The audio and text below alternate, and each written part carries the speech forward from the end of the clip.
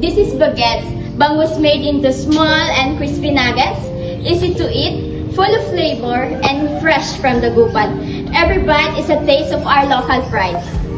To make baguettes successful, we rely on partners who help us every step of the way. We work closely with local bangus fishermen who provide fresh fish straight from the Gupan waters. We also partner with festival organizers for Pistay Diet and the Bangus Festival, which allow us to reach many customers. Local food stalls and retailers help distribute and sell our product to more people. Finally, food safety regulators guide us to follow proper rules and keep baguettes safe to eat. Now that we know who are our partners, let's talk about the key activities that keep baguettes running.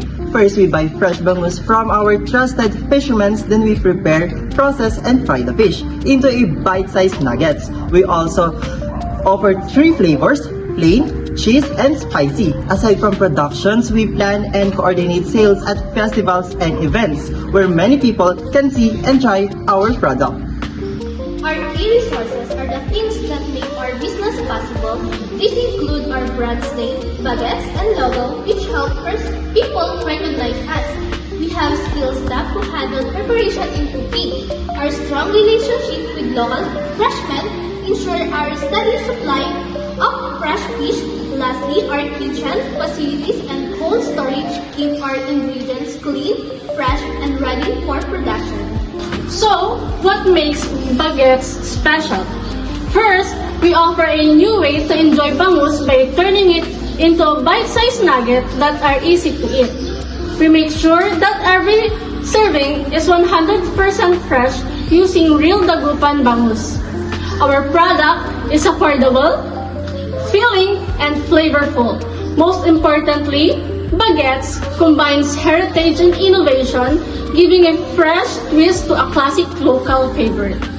We target Dagupanos and local residents who love local food, families, and children enjoy baguettes because it's easy and fun to eat. We also welcome food tourists and festival visitors looking for something new. Additionally, local food business can stock or sell our nuggets to reach more customers. How we can reach our customers? We sell during the Pistay Diet and Bangus Festival, where crowds are big and excitements are high. Baguettes are also available in local markets and retailers for easy access.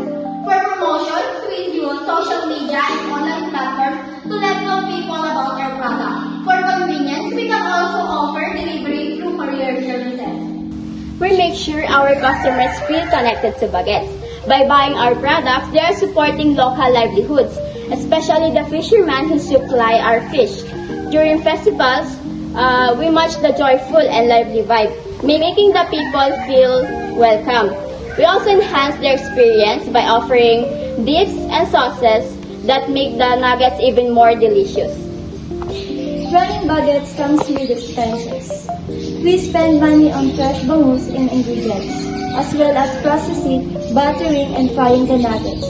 We also invest in marketing and packaging, including our logo and design. Finally, we pay wages and salaries to our production and sales staff who keep everything running smoothly. Our main income comes from selling nuggets directly to customers. We also earn significantly during festivals and local events. Additional revenue comes from partnerships and with retailers and food stalls.